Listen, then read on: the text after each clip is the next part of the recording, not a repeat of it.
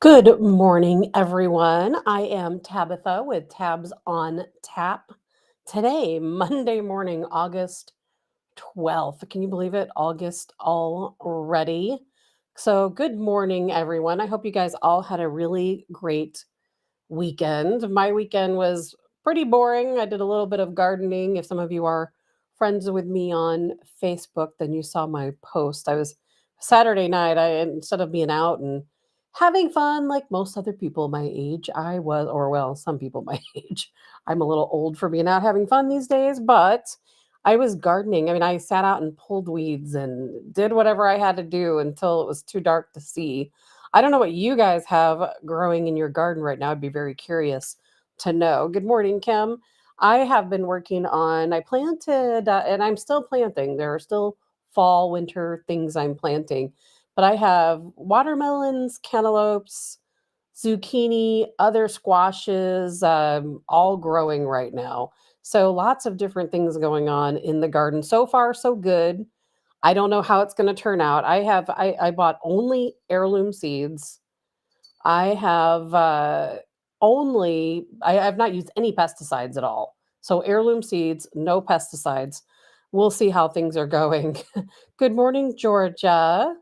You finally got up. I'm telling you, me too. I knew I was going to be running late this morning. So when I did my show pre-schedule, I scheduled it for 7:10. Usually I'm at 7:05, but I was out fishing last night. If any of you have ever been to Caffeine Lake, I'll tell you what, one of my favorite things to do, I love anything outdoors. I love hiking, I love camping, I love fishing, I love float trips. I could literally live outside. I may have to, of course, the way things are going. Good morning, Matthew. And so I went out to Caffeine Lake, and it is a really pretty lake, but it is a lake that is part of a power plant. So the water is warm all year round and the fish grow very large. Now, I would not eat anything out of this lake. I'm a catch and release person, so it doesn't really matter either way. But that is something that I did yesterday. So I knew that was going to delay me a little bit today because I try to get half my stuff done yesterday, the night before, then the other half in the morning because it takes a total of about 3 hours to put a show together. Good morning, Ryan. So much going on. There wasn't really a whole lot of news coming out of the weekend, but there is a lot going on. Some things have changed, some things haven't changed. So we certainly have a lot to talk about. I don't know if it's going to happen. I'm kind of doubtful about it, but there are people who think that Minnesota Governor Tim Walz is going to resign this week. His own battalion commander has come out and stated that yes, it is stolen valor, that he is claiming a title that didn't belong to him. He's, making a lot of claims that he has no right to claim. So we're going to get into that a little bit. The situation in the Middle East definitely heating up, no question about it. We had Hezbollah firing rockets into Israel, some successfully hitting, its targets. We have Israel saying they are going to retaliate with ground troops into Lebanon. Everyone seems to collectively believe that Iran has taken so much time to attack Israel because they are really making some preparations. So we're going to definitely get into that. I want to talk a little bit about BRICS. If you know me, you know I talk about BRICS a lot because BRICS is very quickly becoming the world's superpower. I don't think there's anything we can do to stop it. In fact, there are 30 new countries wanting to join BRICS. So it's coming in so fast to BRICS that they've had to halt applications. We'll get into that. Did you guys see the plane crash in Brazil? And I don't have a video of it, unfortunately, but you can see the plane. I mean, it just falls out of the sky. Well, there's a little bit more to that potentially that I want to talk about. Some more Gates information. Bill Gates, always in the middle of everything, potentially causing alpha gal syndrome by, of course, experimenting on ticks. I mean, isn't that what they do? They're just playing around with the population. Speaking of, Harris has has stated, I do a video of Kamala Harris stating depopulation. They want to depopulate the world. I mean, does that surprise anyone? Elon Musk, I've been talking a lot about Elon Musk. Why?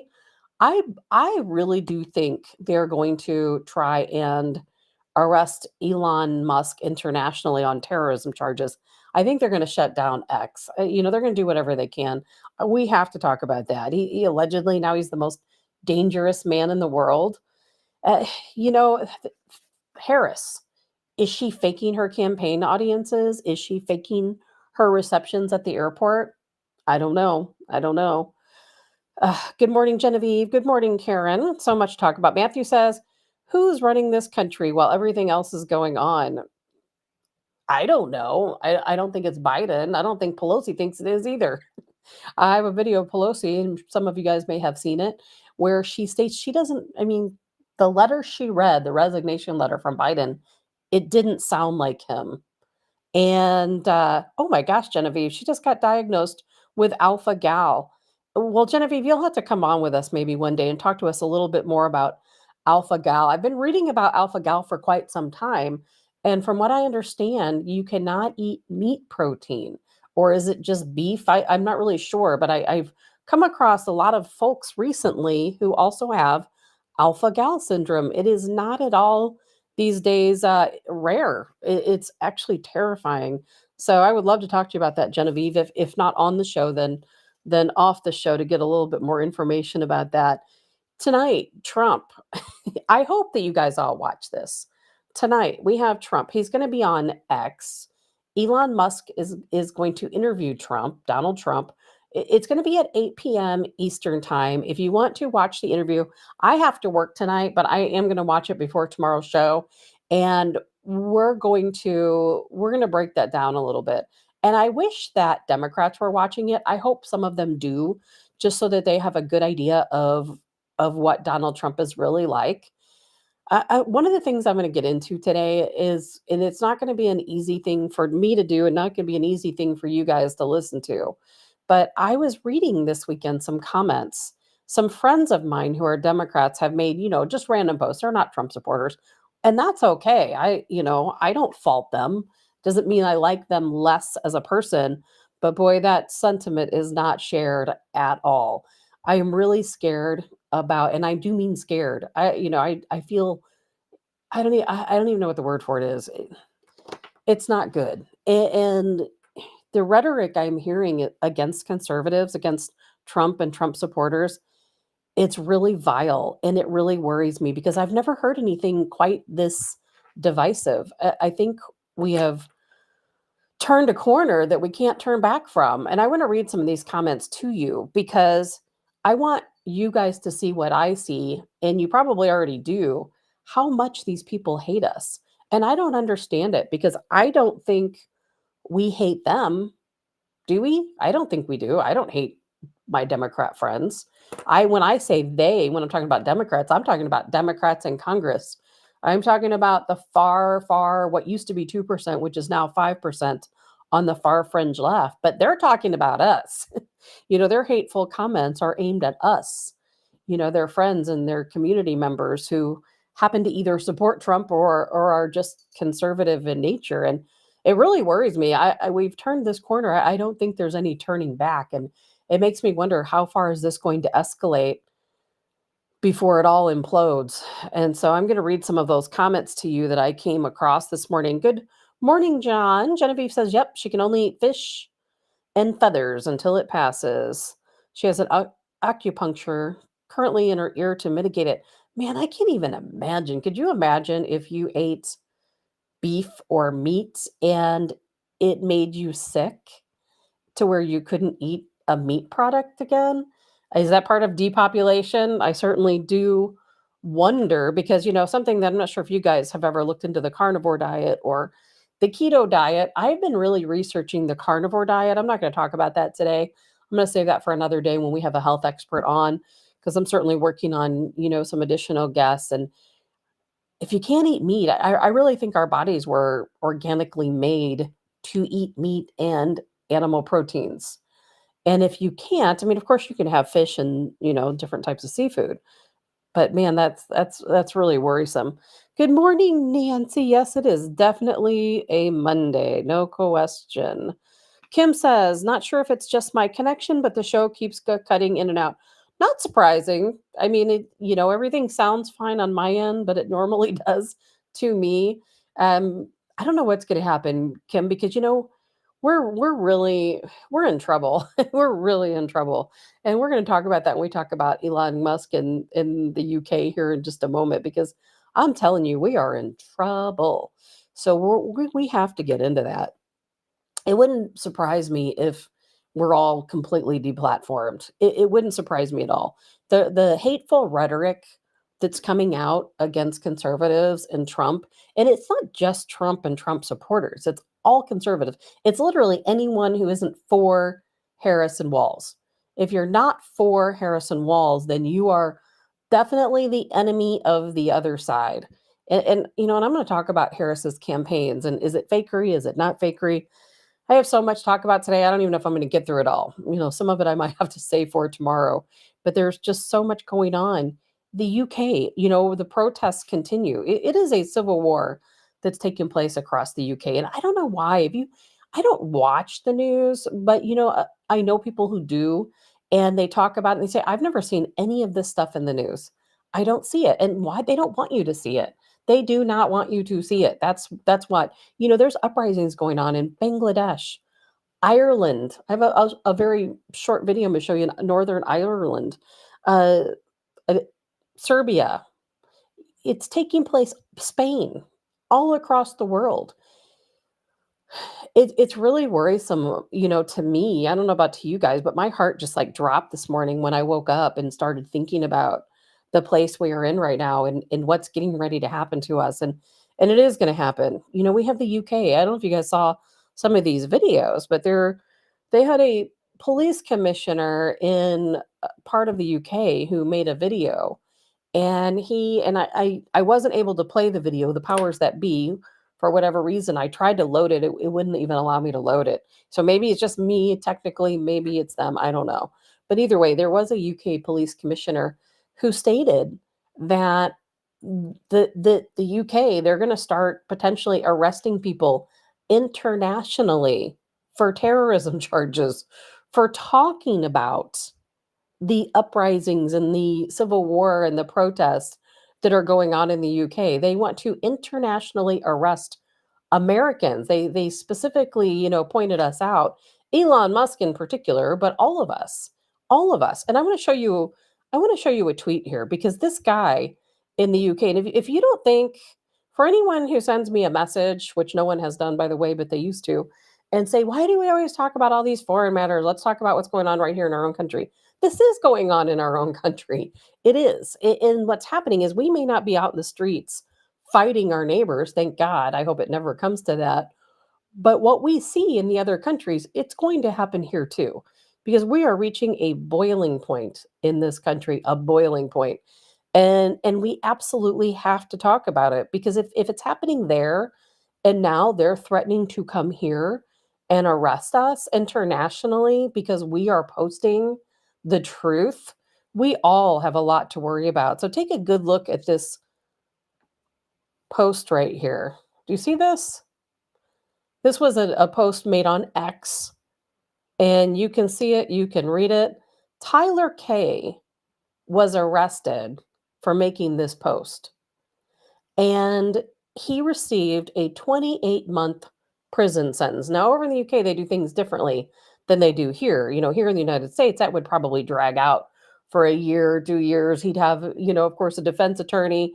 It would be a little bit different. But in the UK, they're very swift with their judgment. And Tyler K made this post, and he actually just shared it.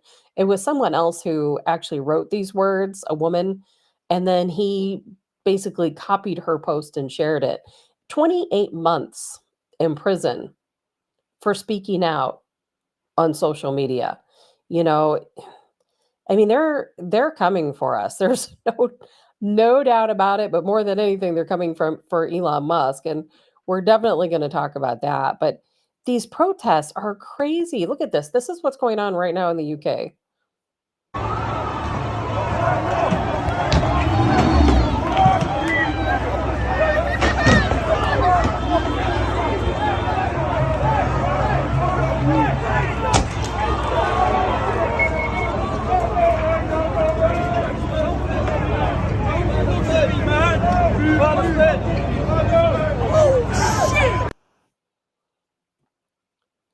I watched a video, which I couldn't share here, of course, because it was too graphic, where there were migrants in the streets in the UK with machetes attacking innocent civilians. There was a man who pulled up who was driving this little tiny car, and migrants came out with machetes, and they cut through the windshields, knocked all the windshields out, tore the doors open, and attacked a man with a machete. He did not die, he was injured, and a passerby allowed him to enter their vehicle, and they drove off.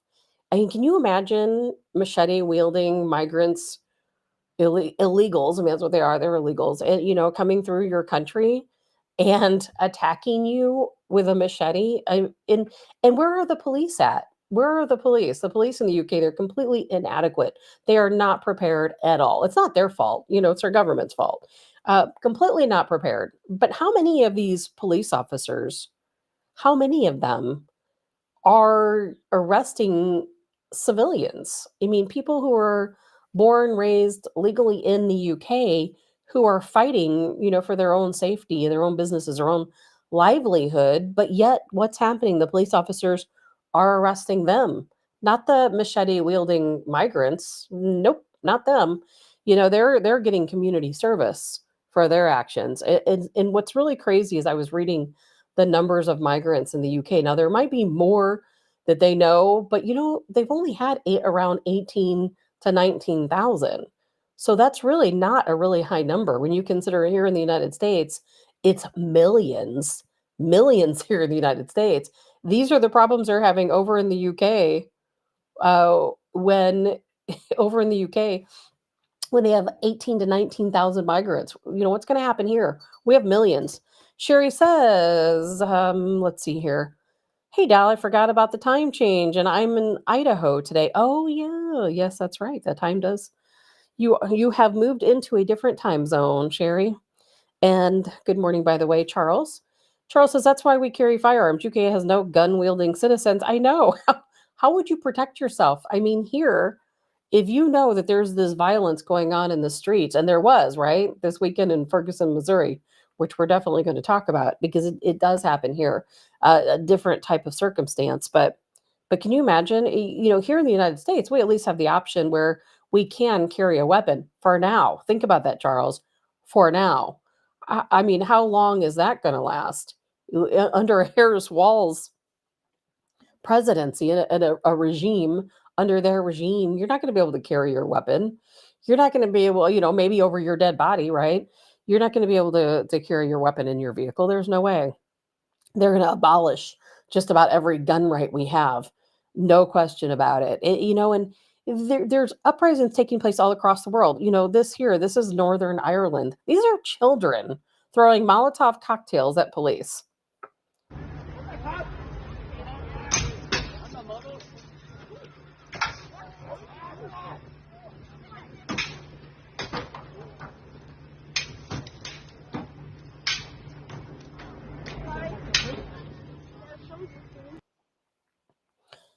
Now, of course, these are not migrant children, in Northern Ireland. They've got their own set of problems over there.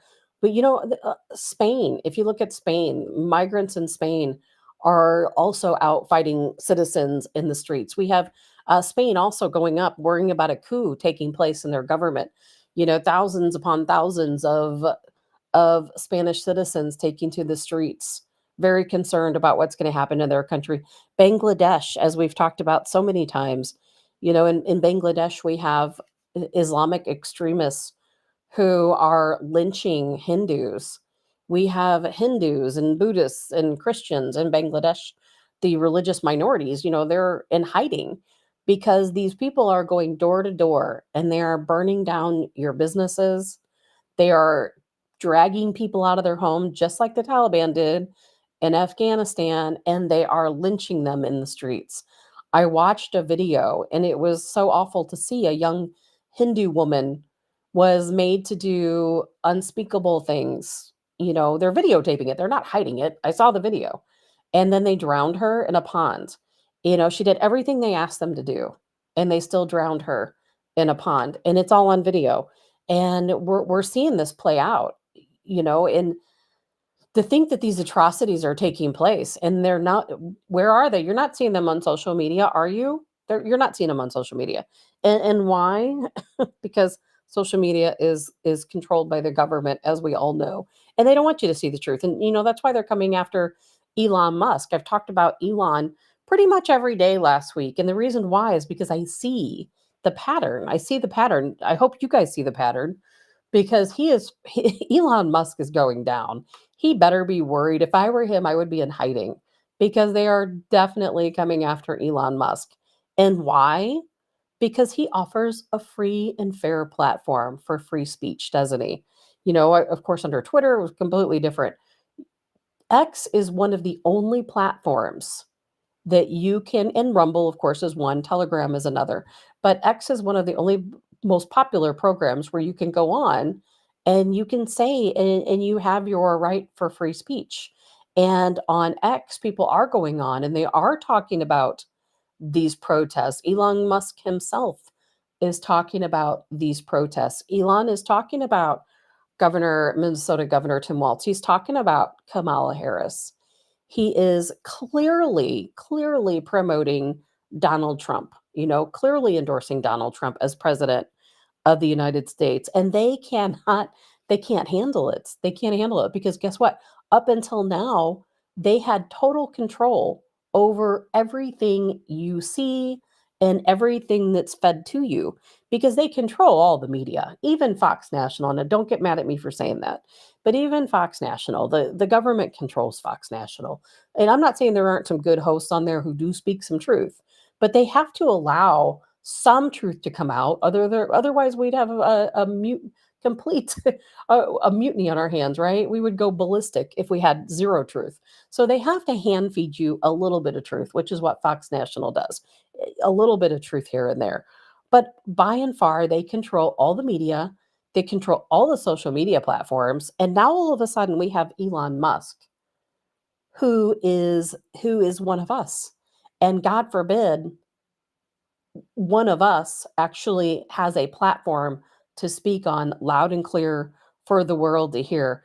And it's really crazy, but have you guys heard of Hamza Yousaf? He is the former Scottish First Minister. And man, he is really putting it out there for Elon Musk. And I'm going to show you this video, but Elon retorted by saying that that Yousaf is one of the most racist people he's ever known. Jay said that's how it should be on every social media platform. Every social media platform, every news station should be able to speak the truth. And, they can say allegedly, they can put it air quotes, and they could say, well, we can't confirm this, or maybe there's so much truth to confirm that is confirmed that you're also not seeing. And so they're coming after Elon Musk because they don't want the world to know the truth. He's posting the truth. They don't want you to see it. And I wouldn't be surprised at all if they do everything in their power to make sure that his interview with Trump tonight is not successful. But if you do want to watch that tonight, again, 8 p.m. Eastern, 5 p.m. Pacific, and it's going to be held on Trump's personal X page. So make sure you check that out. But look at this. This is how the world feels about Elon Musk, because you know what? They're scared. Prime ministers, presidents, different countries, they are scared because they know that now there is a platform for us to learn what's actually going on in the world, what's actually going on in this country. Because before they just shut it all down, right? If you post something they don't like, they just shut you down. They ban you, right? Look at what happened to Donald Trump. He got banned on Twitter, right? So many people banned on all of the different social media platforms. Not anymore. We actually have a free place for fair speech. So take a look at this. As for Elon Musk, he is I would suggest, one of the most dangerous men on the planet. He uses his billions. He is unaccountable to anyone to amplify far-right, white supremacist ideology. He has, as you have rightly said, suggested, I think, is hoping for civil war in some parts of Europe, including in the UK. And instead of using X as a platform for good and using his enormous wealth for good, he is using it, I think, for the most wicked evil possible. And in terms of regulation, let me say this is something that the Prime Minister, Keir Starmer, will now have to think seriously about what more needs to be done. We need to have better regulation to ensure that we don't have the kind of disinformation that has run rampant in the last. Did you hear that word again? Disinformation? Because that's what truth is, right? Anymore, truth is disinformation. If you're speaking truth, it is disinformation. That's their code word. That's the code word. There is no doubt they are coming for Elon Musk. I mean, his statement said it all. That is, it said everything. And this is how all of them feel. Brenda says it's freezing. I'm not sure why, Brenda. So if your screen is freezing, just hang in there because it could mean a couple of different things. But sometimes I don't show that I'm reconnecting, but if for some reason I do start reconnecting, it will eventually come on. If something happens and the stream ends, I will stop and restart. But as of right now, it everything on my end looks fine. So we'll see what happens. Good morning, Karen. And so, yeah, just bear with me if the screen starts freezing. There's probably somebody out there pressing their report button for me even talking about this stuff. But remember how we've always said all this time, Trump, they're coming after Trump because he is the only thing that stands between us and complete tyranny, right? And Elon Musk has kind of taken over in that same category. He allows us a platform, allows us a place for free speech, and they cannot handle it. They cannot handle it. They want to control what you see through media, through the news, through your social media platforms. And the government pays a lot of money to these social media platforms to control what you can and cannot see. They can't do that with X. They have no control. Musk, he doesn't need their money. He has his own money. He has his own plan, his own plan. So he can do whatever he wants to do. And for that, they are definitely kind of going to come after him hard. And like I said, the UK, talked about arresting Americans for terrorism charges because they feel that if you're posting on social media, if you're sharing these videos, if you're talking about illegals taking over your country or harming citizens, then they feel you are contributing to the problem. So therefore, they want to arrest you. Charles says Elon is so wealthy, he can tell them to kiss off. That's exactly right, Charles. That's exactly right. And Margie says, mine will say live signal will be back shortly. I don't know. Everything on my end looks fine. So sorry about that, guys. I don't know. You can go on X and watch the show. As a matter of fact, if you have not already, support free speech. Isn't that what we need to do? We talk about winning, winning, winning. Support free speech. If you do not have an account on X, if you don't use X, please go on and sign up for an account. Please do that because we have to support those who support us. And I know a lot of people still do not trust Elon Musk. I completely get it. But you know what? As of right now, it appears that he's doing everything he can. And maybe because he has his own financial interests at heart. There's a lot of things I hear about him as well, things maybe he's working on that he probably wants government approval for, but I think we'll just have to trust that a Trump administration will handle that accordingly. But as for Elon Musk, we have to support the folks that give us a platform. And good morning, Karen and Karen. And so that's something else to think about because I'm telling you, things are getting crazy in the world. Speaking of, today is George Soros's birthday. Oh, isn't that funny? That man, if there's any man that needs to belong in prison, it would be him. And I would say Gates would be number two because we were talking about earlier, as Genevieve said, with the alpha gal vaccine, I'm sorry, alpha gal syndrome. Bill Gates you know, allegedly also working on depopulating the earth, right? As is Harris. Harris wants to depopulate the earth, right? And there's so many ways they can do that. What's funny though is that she will outright come out and talk about depopulating the earth. Listen to this. And so we set an ambitious goal to cut our greenhouse gas emissions in half by 2030 and to reach net zero emissions by 2050. The investment we are announcing today will help us to achieve these goals, and it will do so much more. Because think also about the impact on not only the local economy, not only on an investment in the entrepreneurs and innovators from and in the community, think about the impact on something like public health. When we invest in clean energy and electric vehicles and reduce population, more of our children can breathe clean air and drink clean water.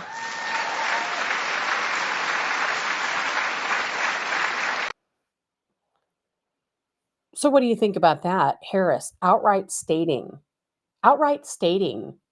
she wants to depopulate. I mean, now depopulation is right up there with climate change and pollution.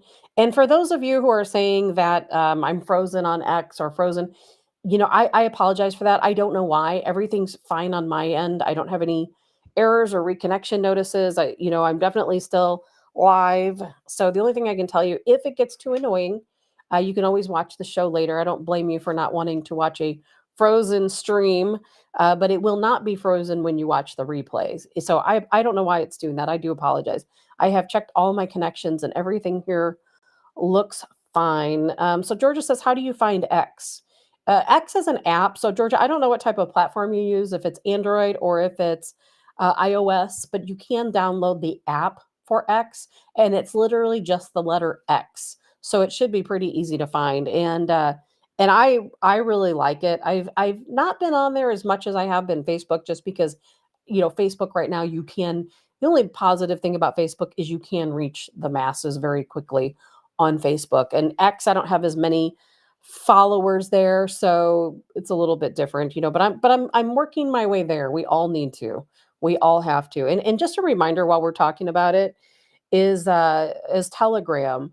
I post a lot of information on the Tabs on Tap Telegram page, and I try to post all of the videos and stories that I talk about on the show onto Telegram.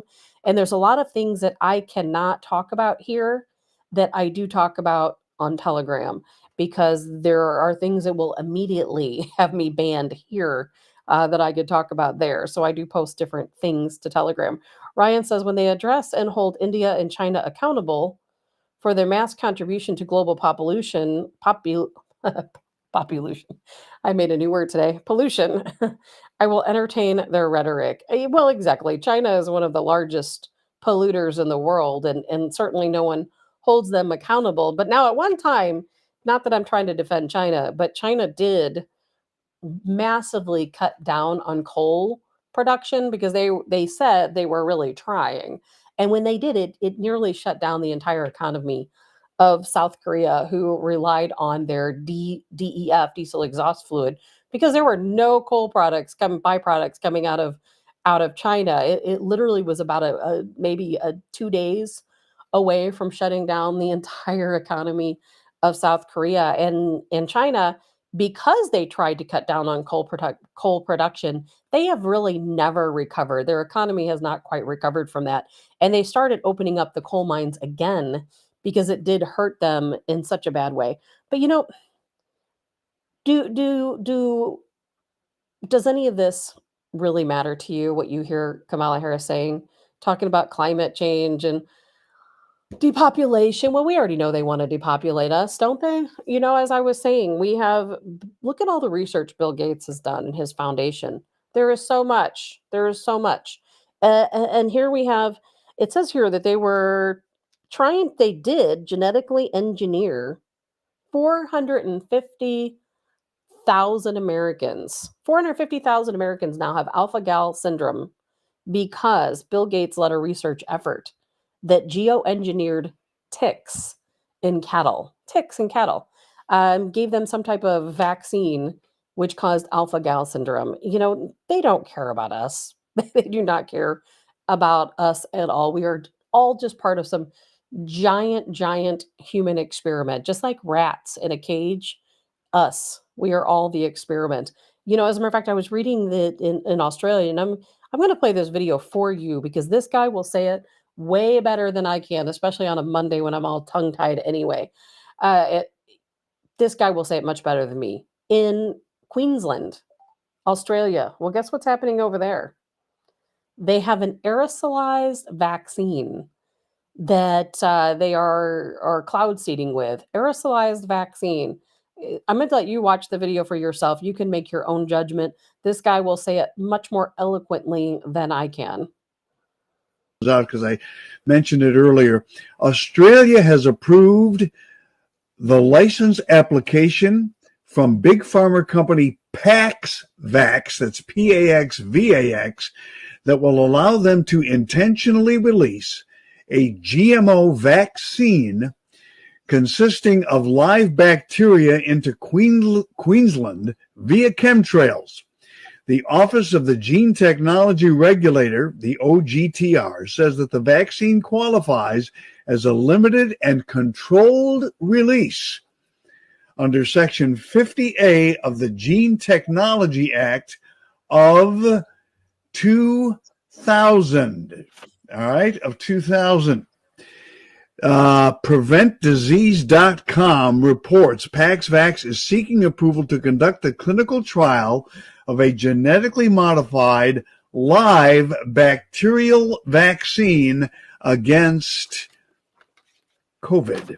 Once underway, the trial is expected to be completed within 1 year, with trial sites selected from the local governments in Queensland, South Australia, Victoria, and Western Australia.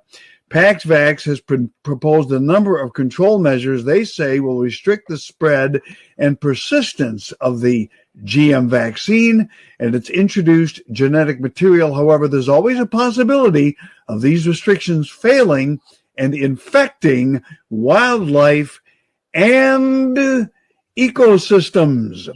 Aerial vaccines have been used in the United States directed towards animals by the use of plastic packets dropped by planes or helicopters.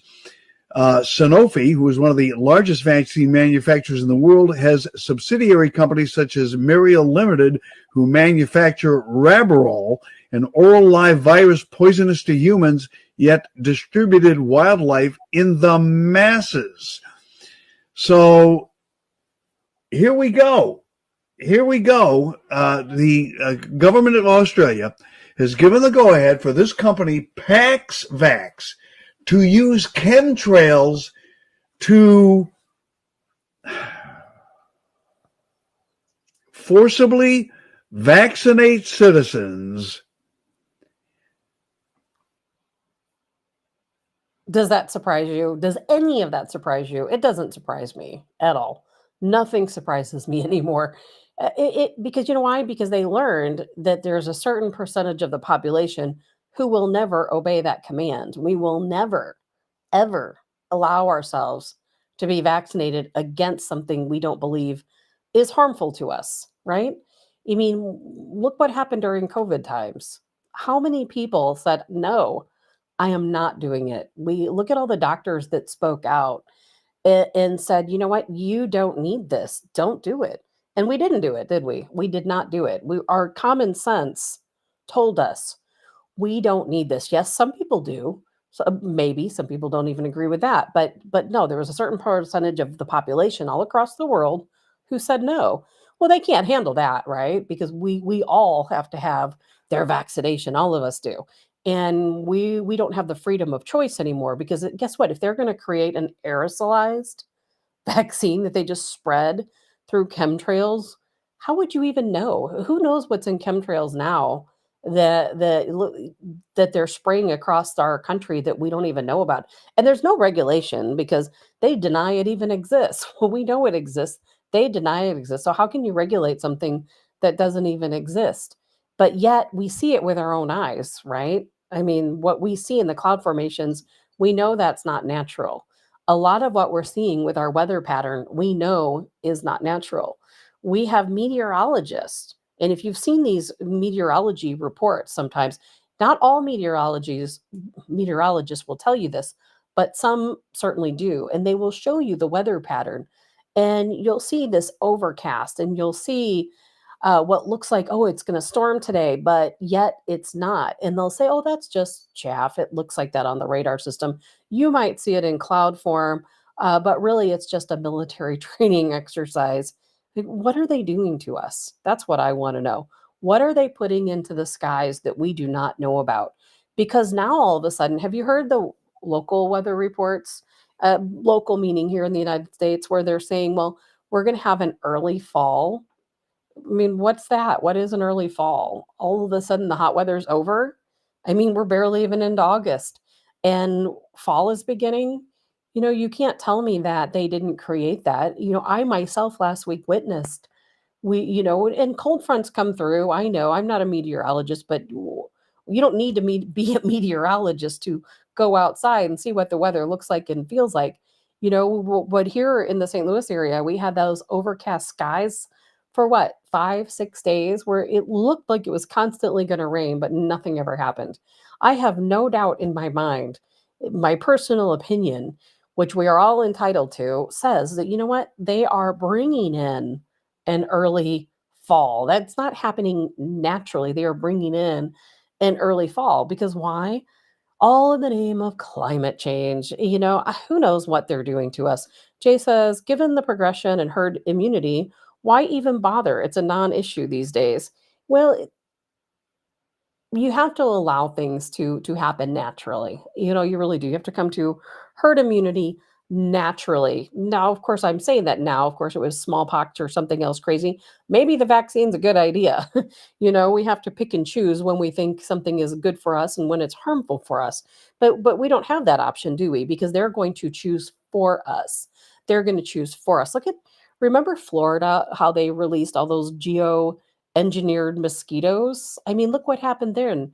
We had a Zika virus. We had all of these different viruses that all of a sudden came into play. Every time they geoengineer something, what happens? It's always something negative. We always suffer for it because we are seriously just a giant experiment. I will never understand it.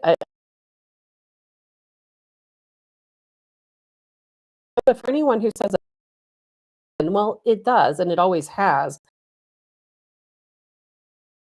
for Agent Orange, at least the city, as it's an experiment. They're experimenting on people. And how many people ended up having cancer because of that Agent Orange being, spread across? Look at Coldwater Creek in the St. Louis area. There's so many examples of that all across the United States, all across the world, where they have experimented on us and caused illness and disease. I don't know that there's anything we can do. Jay says, have to do something to keep the climate change narrative rolling along. Yes, yes, they do. And Matthew says, it's like that today, only a slight chance, rain chance. You know, I know, and when I was a kid and we've all probably played outside, what, 90% of the day as kids. We know what the sky looked like. It's different than kids right now.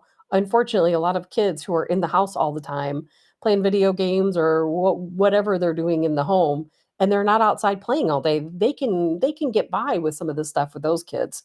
But us, they can't because we absolutely know that when we were kids, we could look up and we knew what clouds looked like. We knew what a pretty blue sky looked like. We knew what a thunderstorm looked like. It's all changed. Jay says, I can also remember early falls. Yeah, I'm not saying that naturally there has never been an early fall, but this year I do not believe it.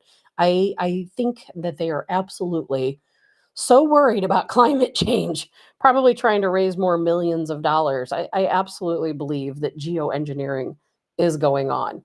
I mean, it's the second week of August, and already they're saying, "Oh, it's fall. We're not going to have any more warm days." I'm not buying that. You know why?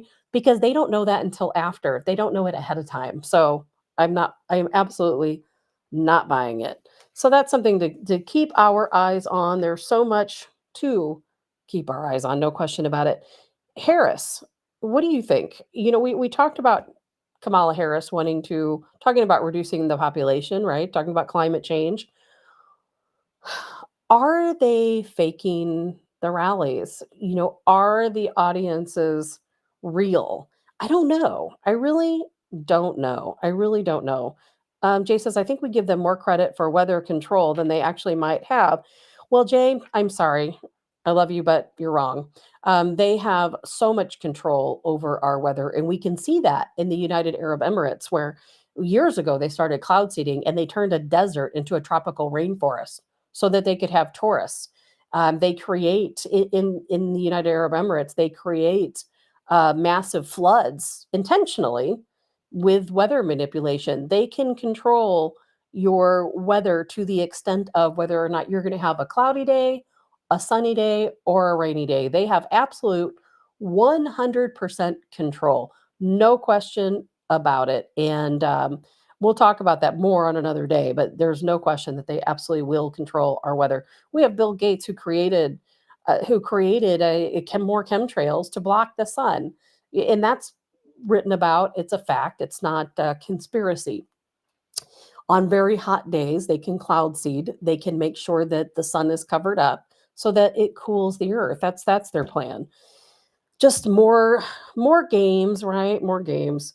Anyway, I want to show this to you because I thought it was one of the funniest things I've seen in a long time. And if you guys have seen what's going on with the Harris rallies, well, first of all, let me backtrack. I'm going to play this video for you, and then I'm going to show you a couple photos.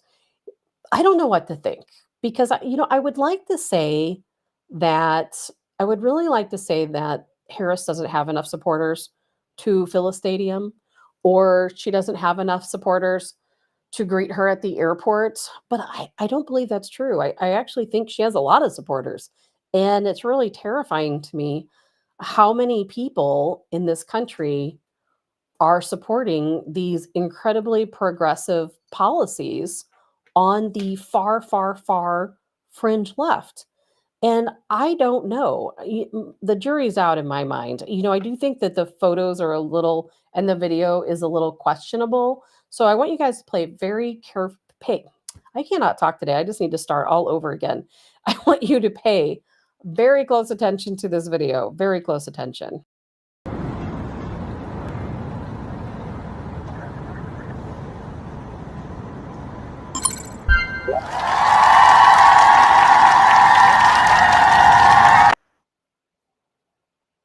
What do you think about that? I'm going to go back and play that one more time. One more time. I wasn't going to, but I think we need to.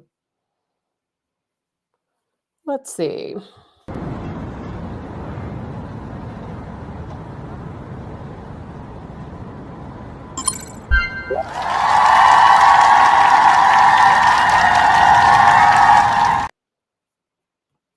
Now, of course, what they're trying to do is show you how easy it is to remove a crowd and to add a crowd through artificial intelligence. It is very easy to take, and I've played around with AI, and I'm not very good at it, but I can certainly figure out how to add um, add people in like that. You kind of like Photoshop, you cut and paste and turn it into AI. And quite honestly, right now with AI, you just give it a verbal command and it will do it for you. So that makes it even a little bit easier. I don't know if there were really that many people at the airport to greet Harris. I really don't know. But I think that it's something, and I certainly see it's reasonable for people to doubt it. I think that Harrison Walls scarily have a lot of supporters. I don't know how that happened, but it goes along with the narrative that our country has becoming more and more progressive all of the time, clearly through media manipulation. I also saw the ad, as you guys probably did, that said it was on, I think it was on Indeed or somewhere where it said gigs, where they were looking to hire people to come out to something. Of course, they didn't say what it was, but they were looking for hundreds of people to come out, people who were going to get paid to show up. Was that for the Harris rally? I don't know. I mean, I would think anyone could go out and post an ad like that and then take a screenshot and then later delete it. So we have to kind of speculate about that. I don't know. So here's a still photo of that same scene at the airport. And a lot of people are really wondering what's going on. And if you look at this, and I know you guys have all seen this, I know you guys have all seen it. You see the airplane, you see all of the people there in the crowd, and then on the flip side, you see the reflection. Now, if you look very closely at this reflection, and again, I'm sure all of you have already seen this and have, you don't see a crowd in the reflection. You see the tarmac, right? And you see what looks like maybe another plane or something else a little bit further out on the tarmac, but you don't see a crowd or you don't see people. Now, I am not an expert in photos, so maybe the crowd is down too far and you cannot see them in the reflection. I'm really kind of curious what all of you think. I don't know. But what I do know is if you look at the crowd and you look, you can't see it as well as in this photo as you can some others. Some of the people in the crowd have the longest arms I've ever seen. And now in this particular photo, you can see light on some of the phone screens. On some of the other photos I've seen, there is no light on the phone screens. And if you look very closely at some of the photos, you see the hands looked out of they just don't look right. The faces don't look right. And somebody made this meme and it kind of explains exactly what I'm talking about. I think this is like the funniest thing ever because if you look at some of the photos of the rally, if you look at some of the photos of this audience outside by the airplane at the airport, this is exactly what the people look like because when you use AI, and I have experimented with AI, and when you use AI to create images like this, it comes out very distorted. The people will have like three fingers, or again, really long arms, or really short arms, or, their faces will be all messed up. They'll like have one eye, or the hair is all moved around. So I really do have to wonder because when I look at these photos very closely, I am seeing a lot of that distortion that you see with AI. And I do know one thing, and I'm going to tell you this for sure, and I shared this on my personal Facebook page, is that when Harris had that recent rally, the rally that took place over the weekend, I believe it was Friday or Saturday. I haven't paid much attention to her rallies because I really don't care. And so wherever her rally was, it was a bit in the big stadium. We all saw it, the photos of it, the video of it, lots of empty seats. So they didn't Photoshop all of the empty seats. But uh, I know somebody who was there. Now, they didn't go inside, they were outside. And they took video of the outside of the arena, and there was no one there.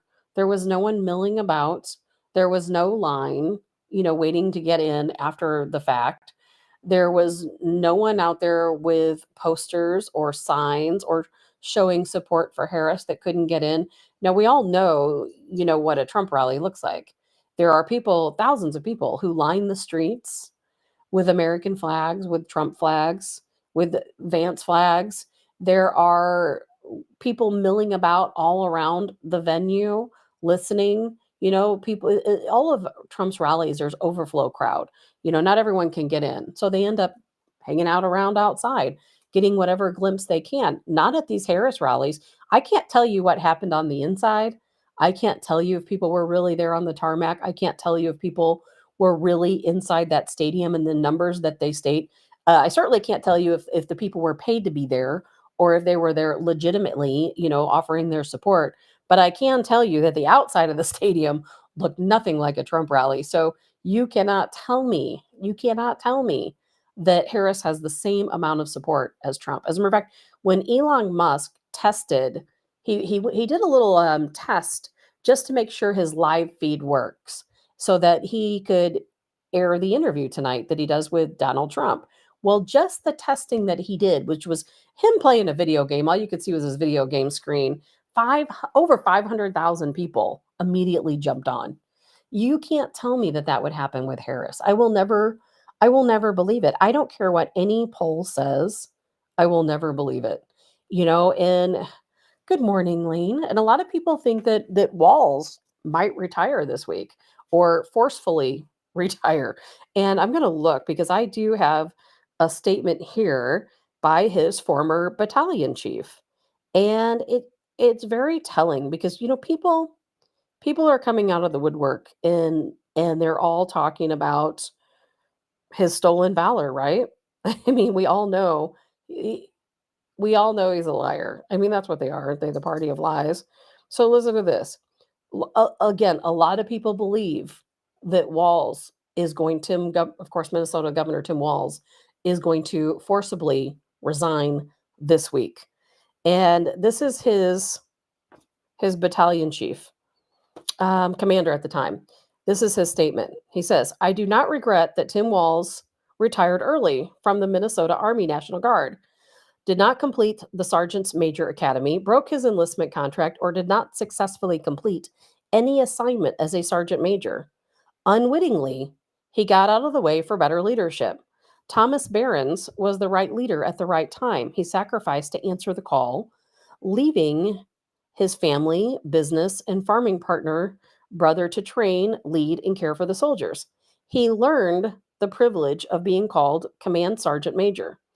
Let's see here. Like a great leader, he ran toward and not away from the guns, talking about the man who replaced Walls when he left. I have no opinion of Mr. Wall's decision to leave service at the time he did. It was his right to retire early. I also have no criticism of his service as an E7 and E8 in the MNARNG. I'm not really sure what that is.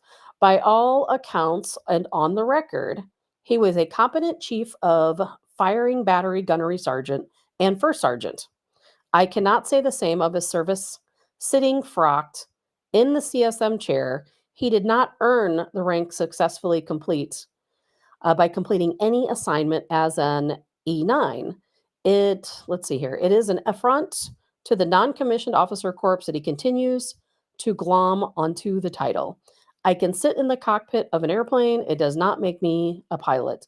Similarly, when he demands the demands of service and leadership at the highest level got real, he chose another path.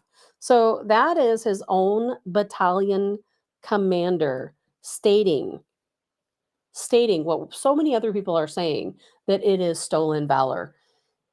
He never achieved the rank yet, continues to wear the hat, continues to wear the uniform, the insignia, continues to take continues to take the valor. It is extremely upsetting, I think, to everyone. So, will it matter? Probably not.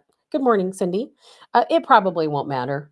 I think that the people who have chosen to support Walls are not going to care because, it's sad to say, but a lot of those people, they don't care about our military anyway. They don't care about rank. They don't care about stolen valor. I don't know if it's really going to matter, but there are a lot of people who believe that it's going to be a very difficult administration with somebody like Walls at the helm, being that he has lied about so many different things. And in this country, when you lie about your rank and about your military service, that is completely unforgivable. It is unforgivable. His own daughter, obviously we have this loan forgiveness program. His own daughter, her name is Hope Walls. She received an $82,000 loan forgiveness. $82,000 of her student loans were forgiven as part of loan forgiveness. Now, why would that be? Walls, believe it or not, he's worth $128 million. Yet she, his daughter, who can clearly afford to attend any college she wants for any degree she wants, $82,000 of her loan was forgiven. Now, why is that? That doesn't make sense, does it?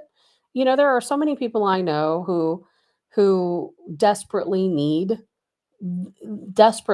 their college to be paid for their loans to be forgiven.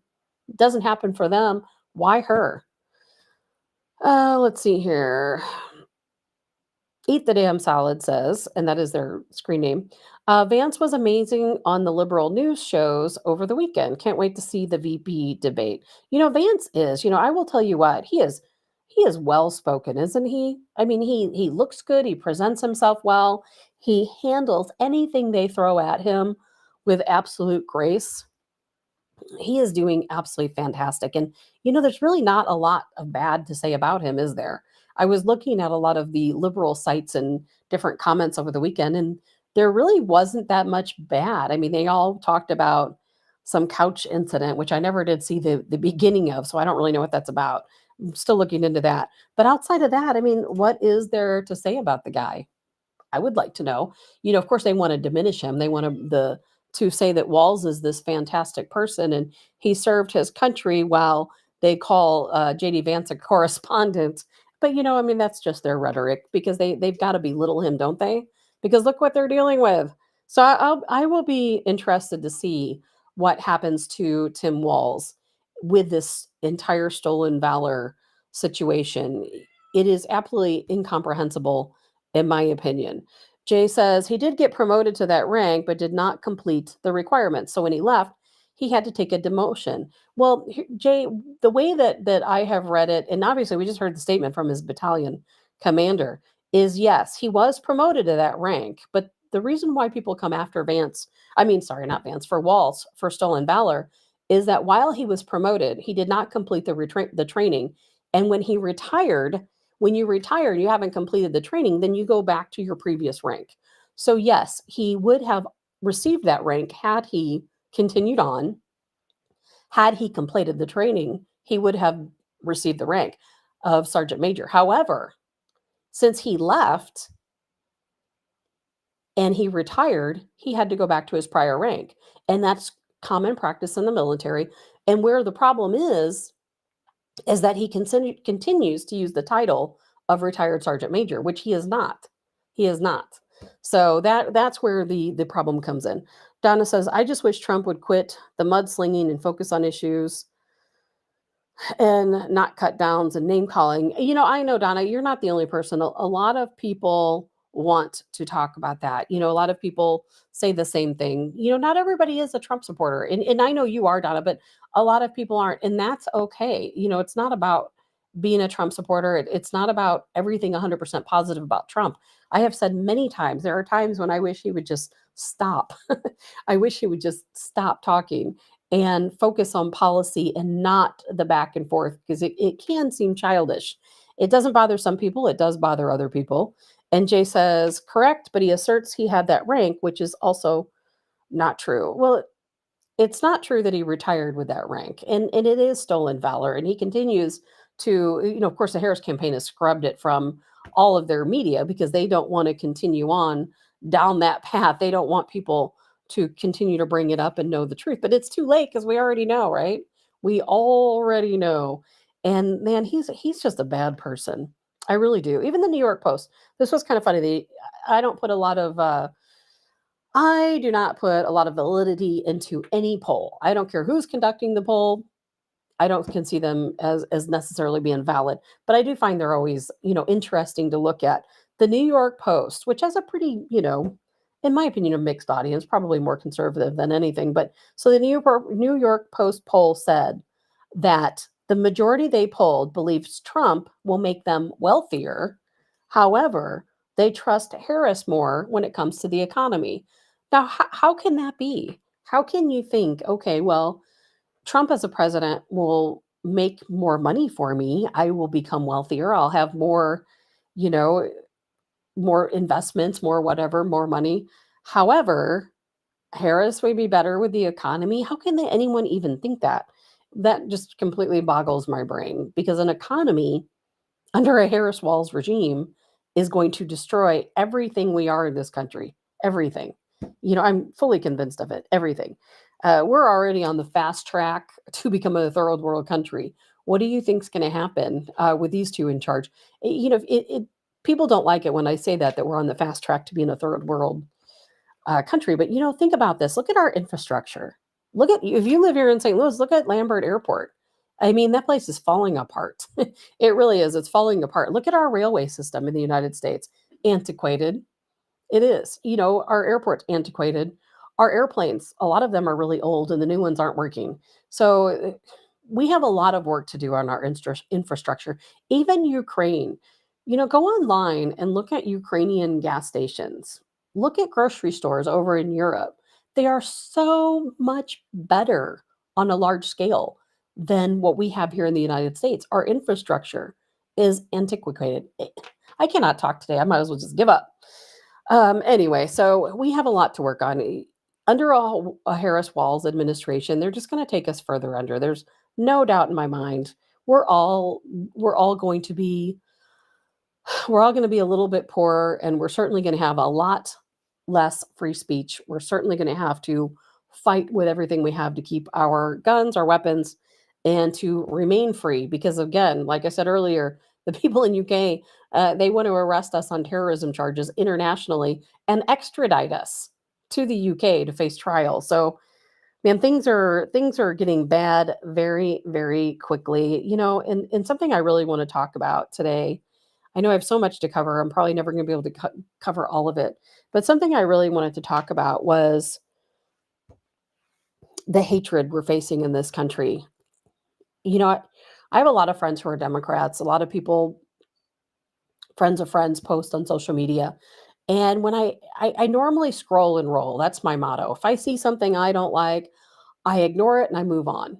This weekend I couldn't help myself. I did make a couple of comments on some Democrats post, but it was really surprised me. Donna said, "You mean Ukraine?" Jay says, "We are light years behind other countries in infrastructure. We don't even have high-speed internet in the majority of the country.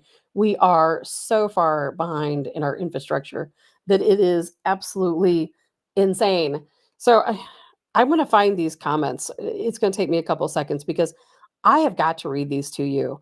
We are at a turning point in this country. I don't know what's going to happen. I feel like we've rounded a corner again that we cannot recover from without something very drastic happening because the hatred for us is just unbelievable. A friend of mine made a post on social media. I'm not going to mention any names here for obvious reasons. They made a post on social media uh, about Donald Trump.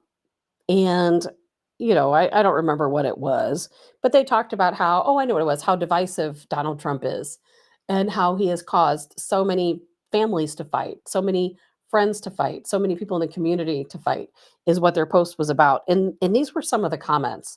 And these comments scared me.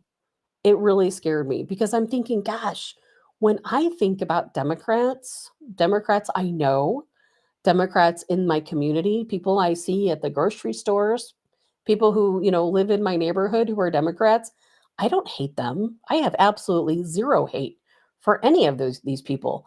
I feel like they're misinformed, I feel like they're going down the wrong path. I feel like they're brainwashed from the media, but I don't dislike them. I still think they are good people that they're just unfortunately listening to the wrong folks and that they don't even know what they're getting themselves into. I still believe that.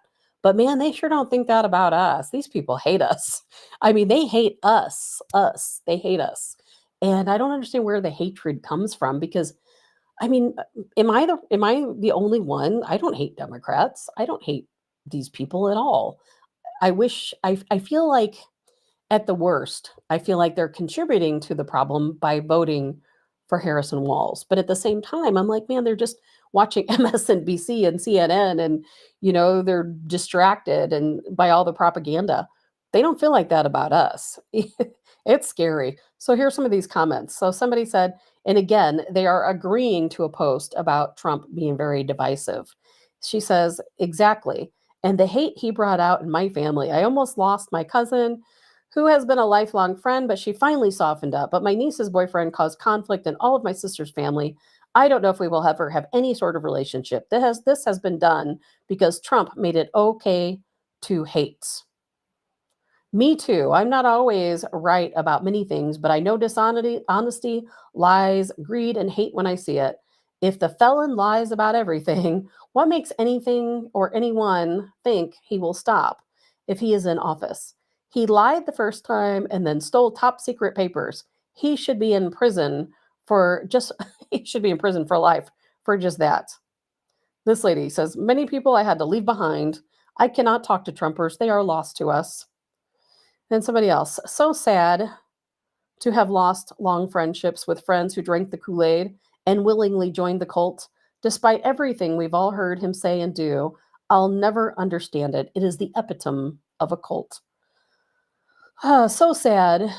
Let's see here. So sad to have heard of your loss of friendships, but the people that support Trump, they're evil. They're warmongers. And then another person says, "Oh, of course, so sad but true. They're so hateful." How how such a hateful human could ever be considered a candidate baffles my mind. I have no respect for anyone who supports him. Boy, he sure screwed up our country. I never thought I would see the day when families would turn against each other. I may forget, but I will never forgive. And then somebody says, family or so called family that would delete or distance themselves from you over politics aren't really friends or family at all. Well, apparently they have just hard hearts and couldn't care less. I just toss my hair and continue on. Oh, I will never forget that he mishandled COVID and that almost 800,000 Americans died on his watch. You can tell these folks are watching MSNBC. Another person, I was called a spook today by someone, and I got so tickled as I've not heard that in years. I could have come back with some words, but I'm tired. I'm so tired of this hate, and I blame Donald for giving people courage to behave this way. The damage to civility is severe. I don't think anyone in the US will ever forget the hatred and sorrow he brought to our country. It's tragic what he has done to America. And this lady, I'm 81 years old. I have never seen so much hate in all my life, and all over an old orange orangutan. That's right, he is America Hitler. We don't need a dictator in the Oval Office. Please, let's get out and vote like never before. Save our nation from a dictator. Oh man, this person, when he is gone, and I hope it's soon, I don't want him to be remembered at all.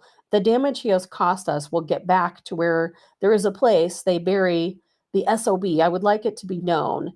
If they bury him, I would like it to be known. I'm reading this word for word. This is not me paraphrasing it all. So we could all go there and urinate on his grave. I found a movie that's out there. It's called The Invention of Lying. I believe it is about his life or how he lived. I have not read the book or have not seen the movie, but it sounds like it was all about his life. He may not be the inventor, but his life of lying, every word out of his hamburger hole is a lie. Oh my God. I don't think he knows what the truth is. And how I know this is because he is doing it still. We still have to vote, and let us make sure it is blue, blue, blue, blue all the way. I learned a lot about people I thought as friends. I have nothing in common with those who are okay with taking children away from their parents. Okay, with a man who mocks disabled, who lies with abandon, who brags about assaulting women, who encourages violence, and last but not least, tries to overthrow our democracy. Those people are not my friends. I could go on and on and on and on, but any of you can go out onto social media and say exactly like exactly as Donna says, people are forgetting all this happened on Biden's watch. Yes, yes, it did. And not only that, but Trump left it up to the states. Kim says, yes, I'm super hateful and evil. I have a son in the military and pushing for war. Nope. Quite the opposite. Jay, how soon they forget? Let's see here. Biden's red light speech calling MAGA extremists and white supremacists. Yep. Yep. Yep. Go check out the Occupy Democrat Facebook page. Wow. Just wow. These people, man, they hate us. They hate us. How do we overcome this? How do we overcome the hatred that these people have for us? I don't get it. They talk about us drinking the Kool-Aid. Man, these people have drank the Kool-Aid and they don't even know they drank the Kool-Aid. I am just completely floored by this. And it hurts my heart, quite honestly. Because again, when I see people that I know who are Democrats, and I know a lot of people, my own grandmother was a huge Hillary Clinton supporter and she loved Obama and she hated Trump. But you know what? She was my grandma and I loved her. And my friends and family who are liberals, and I have family members who are not immediate family but who are extreme liberals, who are part of that far left 1%. And you know what, I still love them. They're still my family. I don't talk to them about politics, or I try not to. And but these people, they hate us, and I don't know what's going to happen. I don't see how we're ever going to come out of this unscathed. I don't like to think about violence or what's going to happen, but we are so polarized, and it's the propaganda machine is, I think, why we are polarized, and I don't know how we combat it. I don't feel like I go on social media and say anything bad about Democrats. When I'm talking about Democrats, I'm talking about Democrats in Congress. I'm talking about George Soros. I'm talking about the deep state. I'm not talking about my fellow man on the streets, but they are talking that way about us. It is us. Karen says they drank the poison. Jay says it was any other person saying what Trump is saying, they would all love him. Well, of course they would. If you reversed it and you took one of Trump's speeches and you put Harris's face on it, like a little AI mock, oh, of course they would love it. And it seemed like somebody did that, a couple years ago, and it had the results we would expect. But I don't know what's going to happen. It worries me. It worries me. I woke up this morning and I thought, man, what are we going to do? I don't want to fight with my neighbors. I don't want to fight with my friends. I don't want to fight with people in the community. I want us all to wake up. The people, some of us are already awake. That's why we're all here talking about it. I want these people to wake up and say, hey, I'm falling for the propaganda. And I hate these people who are really just trying to make our country a better place, just like I am. I wish they would say that. I'm not hearing that, but that's what's happening, isn't it? We are, I think, all doing our best. And, we're not that far apart. If you sit down with a Democrat, even some of the most liberal Democrats, and you sit down with them and you talk to them about policy, not about Donald Trump, not about Harris. You talk to them about policy. We're not that far apart. We're really not that far apart. There are topics we can find common ground and agree. And if we had some type of, let's say, instead of a president, if we had a committee to where it was some of us, not people backed by lobbyists and corporations, we the people, if we were to sit down at let's say a giant table, 50 of us, 25 conservatives, 25 liberals, we could find common ground and we could solve all of these problems. But they don't want that to happen. They do not want that to happen. I don't know where it's going to end up, because no matter who wins, if there is not a war, of course, before then, and Biden takes over, he might continue under emergency powers of war. I could see that happening, and I'm going to talk about that next, because we are very close. We are very close to that happening. So I don't know what's going to happen between now and then, but when this election comes around, man, it's going to be bad. It doesn't matter if Trump wins. It doesn't matter if Harris wins. It's going to be really bad. I certainly believe we are going to end up in a civil war of some sort, because too many people have fallen for the propaganda and there is no going back from that. I don't know how we're going to handle it, but I think we certainly better start getting prepared for what's going to happen, because while the majority of people don't care about politics at all, they're not going to be out taking to the streets. The ones that are, it's going to be a real problem. Todd said, can you believe Iran hasn't struck yet? We're getting ready to talk about that next, Todd. Donna says, ask your Democratic friends if they can picture Harris dealing with foreign affairs and wars. I have tried to ask Democrat friends that, and you know what? They absolutely think yes. They love Harris. That's why when I see these rallies and these people out on the tarmac, I wouldn't be surprised at all if there weren't a lot of real people there. Maybe not as many as they're showing. Democrats, they love Harris and Walls. We've got to start facing the facts that they do. And Matthew says it's why I no longer post anything political on my Facebook page. I have friends on the other side, and I don't think some of them would see me in the same light if they knew I support Trump. I'm not in any way ashamed of supporting Trump, and I'll talk about it to anyone who will listen, but I just don't feel like arguing with others, fueling division, or wasting time with those who believe the anti-Trump propaganda. I'm with you, Matthew. Now, I'm in a different position than you are, and I certainly do risk a lot. Trust me, I do. But I will talk about anything, but I'm in a different position, so I'm not downing you for that, because that's the case with a lot of people on both sides. There's a lot of people who don't want to talk about politics, but yet have very strong views, and I certainly understand why. Karen says, "Yep, I think the same thing. No matter who gets in, and it is, Karen. No matter who it is, it does not matter. We are going to have some very serious division, but it's all propaganda. That's all. You can tell these people are watching MSNBC, CNN, and they're listening to the wrong folks. There is no question about it. And something that I do want to talk about, I absolutely do want to talk about what's taking place in Iran. We talked about it a lot last week, and we're going to have to talk about it again today, because it is so incredibly serious what's taking place. A lot of people were saying, and including me last week, like, what is going on? Did Iran back off? Are they scared? Did they decide they don't want a large scale war because they're not prepared for war? Well, now we're hearing Israeli intelligence stating that that's not the case at all.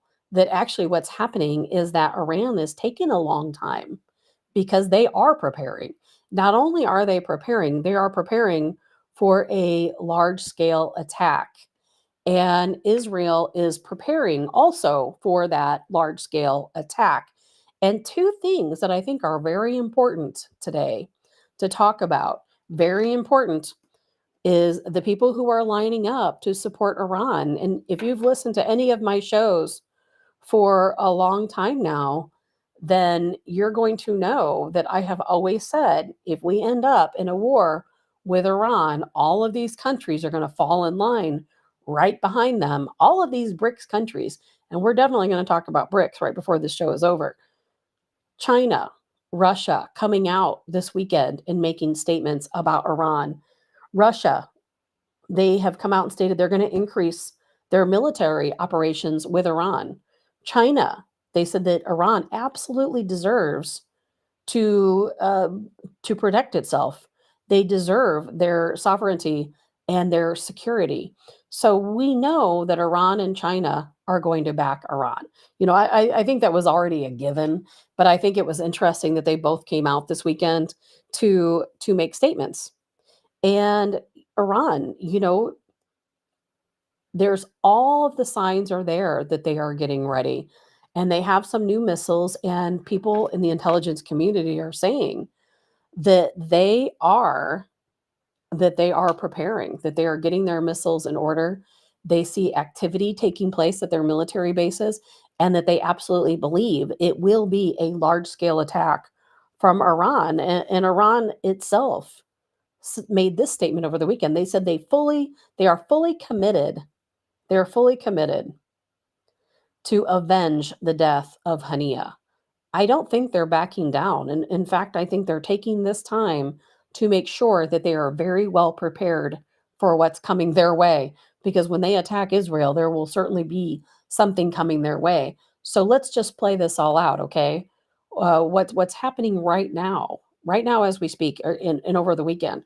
Over the weekend, Hezbollah launched 30 plus rockets into Israel.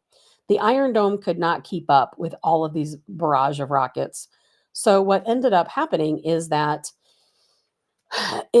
some of these rockets did hit their targets inside Israel. I don't yet know what the casualties, if there were casualties, what exactly was damaged. I haven't heard those reports yet, but I do know that some of these rockets successfully did hit their targets. Israel has responded by saying that they are going to put ground troops into Lebanon. And, that's a really big deal. They are putting ground troops into Lebanon, and they're probably going to do that today. Now, allegedly, the Houthis have hypersonic missiles now. Now, that's a very new development. Up until now, they've not really been very sophisticated. But now all of a sudden, the Houthis have hypersonic missiles. So now the intelligence communities believe that the Houthis will also attack Israel within the next 24 hours. And followed by that attack, they claim that Hamas is preparing for a larger scale attack on Israel, and that they, of course, have assistance from a lot of other countries and have managed to also gather additional weapons to attack Israel. And then they believe the next wave. So wave one is Hezbollah, wave two, the Houthis, wave three, Hamas, and wave four will be Iran launching the largest of all of the attacks against Israel. And we, the United States, we're certainly, watching, we're certainly preparing. As a matter of fact, we have deployed our nuclear powered submarine. It's the USS Georgia. We have deployed the nuclear powered submarine to the Middle East. I don't expect this to turn into any type of a nuclear war. I don't even think that's being tossed out there, but we're always going to do what we can. Jay says, I think Iran is taking a long time trying to figure out how to respond that doesn't get them involved in a war. I think we're past that point in a way, Jay. You might be right, but I kind of think we're past that point at this point. I think it's going down. Jay says the Iron Dome is not as effective in northern Israel. No, it is not. Dottie, anyone else getting the pause? Sorry, I know I'm having some On my end, I'm not having any technical issues. And if any of you guys are watching, and again, it's stopping, starting, freezing, just wait till a little bit later. I know that's really annoying, but when you watch the replay, you shouldn't see any of that. I'm not sure what's causing that, but it's not on my end. So it's probably something on social media, probably people hitting the report button really fast. Tim Rufford. Yes, it keeps going in and out. Sorry about that, guys. And so I'm not sure what's going on there, but on my end, things are fine. So when it replays, it shouldn't have any issues at all. Now they might delete me for some of the truth I'm telling today. Uh, so anyway, so Russia has stopped all nighttime flights across Israel for 7 days, and I think that is also telling. I think Russia knows that it's imminent that Iran attacks Israel. I think they know it's imminent that the Houthis, Hamas, and even Hezbollah, send additional missiles and rockets into Israel. Drones, of course, are going to be big in this situation. But what's going to happen? How is this all going to play out? We've talked about it on this show many times. How does it all play out? How do we get involved? We're already involved. We, the United States, we are already involved. And I would think, and I can only speculate, just like anyone else, it is what's going to end up happening is Iran is going to launch a large scale attack into Israel. And then Israel, of course, is going to respond and they're going to attack Iran. We're going to have China, Russia, and some of the other BRICS countries get involved. And then that's when we have to step in. Because when we have when we have China and Russia stepping into this fight, then there's no question we are then going to be involved. We have right now, I've heard about 60,000 troops stationed across the Middle East. We sent 4,000 Marines. We have other troops en route. We have, I looked at all of the warships that we have in the Middle East right now. It's a lot. I mean, there are dozens of warships right now that we have in the Middle East, and we're prepared. Now we have the USS Georgia, the nuclear powered submarine in the Middle East. There's a lot going on, and I think it's a lot that's going to unfold as we continue to carry on. And I apologize about my technical issues. I know people are sending me messages. I don't know what's going on, but I know when you go back and do the replay, you should not have any of those issues at all. So I certainly understand if some of you bug out and come back and watch the show later. I hope you do. And if you do, I'll try to look at those comments so that we can keep up with it then. But there's a lot going on, in that area. I'm trying to look. I know on Friday, I believe it was, on Friday, Hezbollah had launched some rockets into Israel. Israel was attacking Gaza. In fact, they hit a school, and allegedly there were 60 people that were killed in that school. I did see the video again. I can't post it here. Good morning, Darren. Jay says, sorry, the stopping and starting is making it impossible to follow. I apologize. That is social media doing that because it is not on my end. I can see my stream. One thing about the software I use, it shows me my connectivity. So on my end, all is good. So again, I apologize for that, guys. We will figure all of that out later. But one of the things I also want to get to before we end today, there's so much to talk about. I want to talk about BRICS because I talk about, Sarah says she's watching on YouTube and no issues. Brenda says X is good. See, I think we all know which platform is having the problem. Not surprising at all. Not surprising at all. Thank you, Darren. He's not having any issues. So a lot of you already know about BRICS. I've talked about BRICS for years. I'm going to continue to talk about BRICS because BRICS is going to be the new superpower. And I'm just going to give you some facts about BRICS very quickly. And then I'm going to move on to some other issues that are a little bit less political. So BRICS was formed in 2019. I mean, 2000. What in the world am I talking about? 2009. I already know that. It used to be called BRICS. Now it's called BRICS Plus because so many people, so many countries have added into BRICS. BRICS was formed by Brazil, Russia, India, China, South Africa. Now, since that time, several other countries have joined. So in January 2024, Egypt, Ethiopia, Iran, the United Arab Emirates all joined. Now, Saudi Arabia has technically joined BRICS. However, they've not completed their enrollment, but they are acting members of BRICS. They are continuing to attend meetings and do everything else they need to do to be part of BRICS. Now, there are 30 other countries looking to join BRICS right now, 30 other countries. As a matter of fact, they are so swamped that BRICS has halted they have halted applications because so many countries want to join, they can't keep up. And I'm just going to quickly go through a list of some of these countries that are looking to join BRICS right now who have recently submitted applications. We have Algeria, Bangladesh, Bahrain, Belarus, Bolivia, Venezuela, Vietnam, Honduras, Zimbabwe, Indonesia, Kazakhstan, Cuba, Kuwait, Morocco, Nigeria, Nicaragua, Palestine, they said, as an observer state or dialogue partner, Pakistan, Senegal, Syria, Thailand, Turkey, Uganda, Chad, Sri Lanka, Equatorial Guinea, Eritrea, and South Sudan. These are all countries looking to join BRICS. Now, think about this. I'm going to give you some facts right now about what BRICS is right now. How their statistics right now. That is before any of these countries join. Think about this. This should really tell you where we stand as a country. Right now, BRICS, they produce 44% of the world's crude oil. 44% crude oil for BRICS countries. Their total investable wealth is $45 trillion. $45 trillion. Far surpasses the United States. They have, let's see, a combined population of 3.5 billion. 3.5 billion. That makes up 45% of the world's population. Think about that. 45% of the world's inhabitants live within a BRICS country. And they control 37% of the world's GDP. 37%. That surpasses G7. The G7, they control 30.3%. BRICS controls 37%. Europe, they control 14.5%. BRICS again controls 37%. We can no longer say we are the superpower. We're not. NATO, the UN, going down.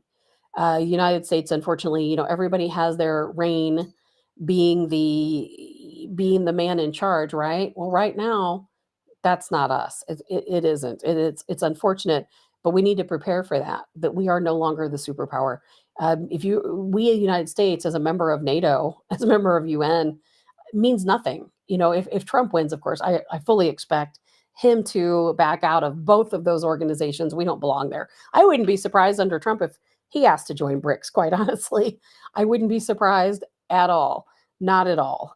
We're in trouble. I don't know what's going to happen, but we're in a lot of trouble because Russia is the new superpower. People said China, but it's not China, it's Russia. When all of these countries, again, I said this on Friday, when these countries are trying to make a plan for what they're going to do for their foreign policy, they're consulting with Putin. That's who they're consulting with, not China, certainly not the United States, not Biden, and it won't be with Harris either. And as these other countries join BRICS, BRICS is going to become so incredibly powerful, more powerful than they are right now. We're in a lot of trouble. Seriously, we are in a lot of trouble. If Iran attacks Israel, and they absolutely are going to do so, and Israel responds, and Russia and China jump in, and we, the United States, if we jump in, guess what's going to happen? It's going to be bad. It will definitely be World War III. And there is no question that that Biden can use the powers of war to remain president. Maybe there won't be an election. Do you guys remember that old prophet? I'm not going to get into this right now, Baba Vanga, who stated that Trump would be our last president. Now, of course, maybe that's this run, maybe not the last one.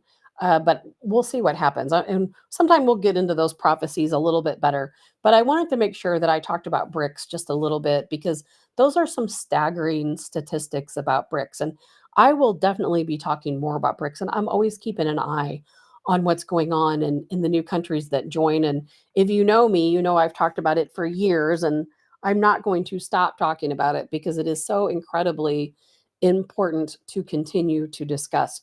So there's a lot to take a look at over the next several days. I think Russia suspending nighttime flights over Israel for a period of 7 days is very telling, because that we know Iran has spoken to Putin, because he was there last week talking to the leaders of Iran. So things are coming, and I want to add this in. Be very careful who you decide your enemy is. Be very careful who you think the enemy of the United States is. Now, the enemy of Joe Biden, Kamala Harris, is a different enemy than the enemy to us, the people. And I want to be very careful in saying that, because I think sometimes when our government calls someone our enemy, then we seem to, for whatever reason, we can be so truth telling. But when our government says a certain country is our enemy, all of a sudden, even we as conservatives agree that they're our enemy. A lot of these countries are our enemy because we made them our enemy, because we went into their countries and did despicable things. If you go and look at photos, of different parts of the Middle East back in the 60s and 70s and prior to that, those people lived just like we did. Women walking around in jeans and halter tops, people hanging out at the beach in bikinis, right? Sitting at bars, having drinks and listening to music and smoking cigarettes. Well, we, the United States, we got involved in their politics. And when we got involved in their politics, all of a sudden, guess what happens? Everybody's wearing a black burqa, right? That's our fault. These people hate us because of what our country did, because of what our government did. Not us, the people, but they hate our government. So I think we really need to be very careful who we consider to be the enemy. But in the end, it doesn't really matter, does it? Because we live here in the United States. And if they hate our government, they're going to attack us, the people, just the same, just the same. So anyway, moving on, there's a lot of other things I want to talk about. Harley Davidson. Have you guys seen everything that's going on with Harley Davidson? I mean, who would have ever thought? I mean, when you think of America, don't you think of Harley Davidson? I do. It's me, a Harley Davidson next to my Jeep that I drive is one of the most American vehicles you can have. It is shocking to me, some of the statements that I have been reading about Harley Davidson. As you know, there's a big Harley Davidson boycott going on right now. There are people, I've seen videos of people burning their Harleys, destroying them with hammers, people turning them in, selling them, don't want any more to do with Harley Davidson. And I've even heard at Sturgis that the Harley Davidson tent, which is usually the most popular area, was empty, and that their signage has been taken down all across Sturgis. And they're a board of member for Harley Davidson. His name is Alan Golson. And I read a statement about Alan Golson, and this is crazy. It is absolutely crazy. So Alan Golson, he is, of course, on the Harley board. Now, this is a statement that I came across on social media. It says he's also the president. Get this, Alan Golson. He's also the president of the U.S. program for the Bill and Melinda Gates Foundation. Imagine that. And a listed contributor for the World Economic Forum. Bad news for Harley. He's also a huge fan of equity, DEI, and the term Latinx. I don't even know what that is. Unsurprisingly, he's a Democrat donor, and he's listed as a repeated donor to the Pride Foundation. The Pride Foundation supports transitioning kids and men in women's spaces. Does that scream Harley to you? No, it doesn't. A woke board seems to be why Harley hasn't immediately turned around their woke policies to remove divisive social issues from the workplace. And as some of us know, Harley just came out with an electric motorcycle. Have you guys seen that? It's electric. And they made an announcement that they hope to go all electric by 2030 or 2035. I read in other reports, because that's part of the 30-year agenda, isn't it? Who would have thought Harley Davidson, one of the most American companies, would go woke? I would have never saw it. But that's what happens, isn't it? And he probably got this job as part of some DEI program, made his way up the ranks, and now guess what? He's a controlling board member and has instituting all of these crazy woke policies. And I saw this guy giving a speech about the electric motorcycles that Harley is coming out with, and he talked about how he expects, vehicles to be all electric, and they want to, be part of that game. It is the most ridiculous thing I have ever seen, ever seen. The Olympic Games, did you guys see the closing ceremony? I know I did not. I could care less about the Olympic Games, but there's a couple things though that I did want to mention because you know, the athletes by and large, they are not they don't plan the opening or closing ceremonies. They don't have anything to do with that. Some of them support it, some of them do not. I heard that there were 195 Olympic athletes that were in support of all of the changes, all of the wokeness at the Olympic ceremonies, but the rest I'm sure are not. But here in the United States, we won 40 gold medals, 44 civil medals. What is wrong with me today? Silver medals, and 42 bronze. So we were still number one at the Olympics. That part doesn't surprise me because we do have some absolutely fantastic athletes here in the United States there at the Olympics. So we're still number one at the Olympics, even if we are not number one in the world. At least we got something going for us. But the closing ceremonies, I saw a video. I had thought about playing it. I'm like, I'm not gonna do that to you. But there was a depiction of a wingless, headless angel. Does that surprise you? Their closing ceremony, a portion of it, from what I saw the video of, was very satanic. And what in the world is going on? That's not artistic expression. It's not. It means something. Read the writing on the wall. This world is a changing place. It's a changing place, and what we see happening in Europe, it's we're just right behind it. It's really scary. Donna, or let's see, Matthew's replying to a comment from Donna. Oh, this is about technical issues. We won't be worried about that because I think it is just on the Facebook. I think it's fine everywhere else. Anyway, Ohio. These are just some little news tidbits I came across this weekend. Ohio, they want to require bicyclists, not want to, they are requiring bicyclists to register just like a vehicle. You get a car, you buy a new car, you go, you pay your taxes, you go to the DMV, you get your license plate, you register bicycles. That's what Ohio wants to do or is doing. $3, it's not expensive, but you do have to provide your social security number and all of your other information, and you have to get a license plate for your bicycle. Isn't that the craziest thing you've ever heard? It's like, I'm wondering what is going on in the world to where Ohio is requiring bicycles to be registered. Is it for revenue? I mean, does that $3 really matter that much?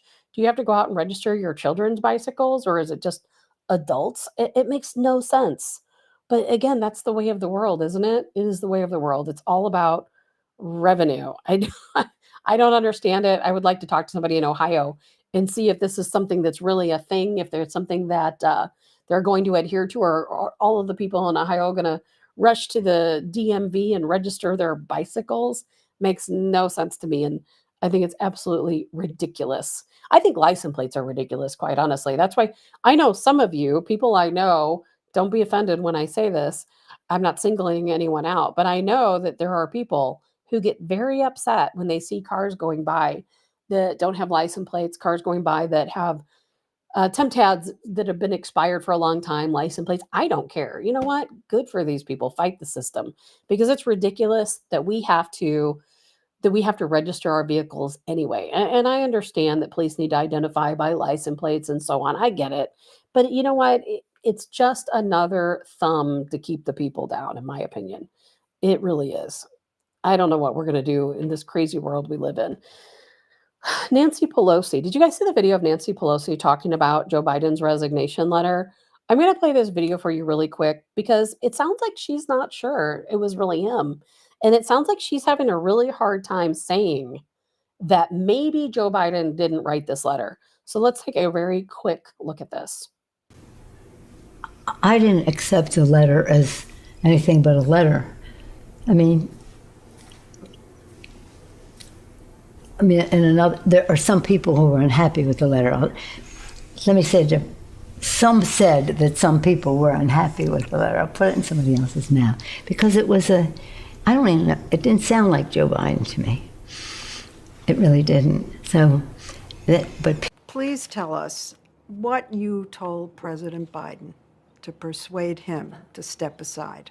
Well, I've never shared any conversations with the President of the United States publicly, no. It's said that he's furious at you.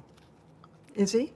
Well, he knows that I love him very much. I understand that you don't want to own this, but it is so well reported that you were the leader of a pressure campaign. No, I wasn't a leader of any precious party. Well, let me say things that I didn't do. I didn't call one person. I did not call one person. I could always say to him, I never called. So that end part was Nancy Pelosi being interviewed by Leslie Stahl, and I think Nancy Pelosi actually seems sincere in both of these interviews. I really think she seems very sincere. I think that, she's been in the game a long time. I think that her and Joe Biden, they probably really are friends. They served a lot of time together. And there was a time when Joe Biden was just Joe Biden. And I don't think that he was this crazy progressive that we see him portrayed as these past few years. I don't think that's him at all. I think that's all part of the machine at work. I don't think that's him. I hate it that they have him up on the stage. I think that's elder abuse. I don't think that Joe Biden is a progressive. I don't think he's a good person from what he's done to his daughter, his family, the millions of dollars that he stole, billions of dollars probably that he has stolen as president. But he's playing the game. I think Nancy's probably really his friend. And is it a coup? Was it a coup? Did the Democrat Party steal the seat away from Biden? They said, okay, we've had enough of you. We're putting somebody else in charge. We're taking over. I don't know. But Nancy Pelosi really seems to think that maybe it wasn't Joe Biden who wrote that letter. At least that's how I interpreted that interview. And a lot of people have said that she did stage the coup, that she was the one behind all of the initiative to get Biden out. And I also believe that she seems very sincere when she says, no, it wasn't me. I don't think it was her. I don't think that she is the person who started this. I'm not going to say that she didn't agree, that he needed to go, but I think she is sincerely his friend. And I think there's, a lot more at play here about what's taking place. I think that they really have to ramp things up before the election. I think they knew that there is no way in a million years now that we would ever, it's all about what we believe. It's not about the reality. It's about what we will or will not fall for.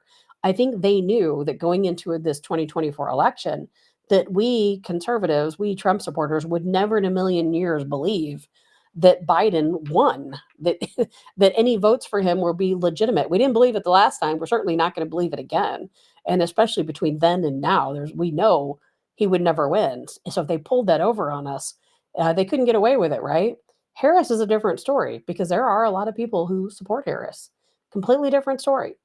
And I think that they have it in the bag now to where they can go out and do anything they want to do.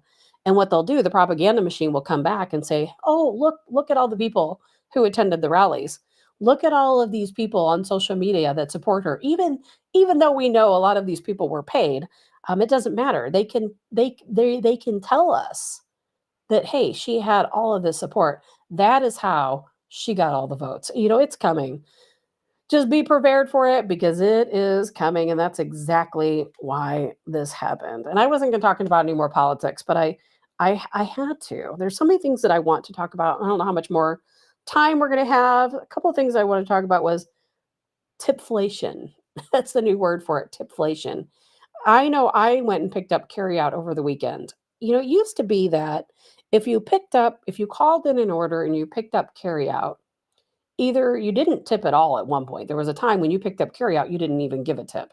That was just, service. They're handing it to your window.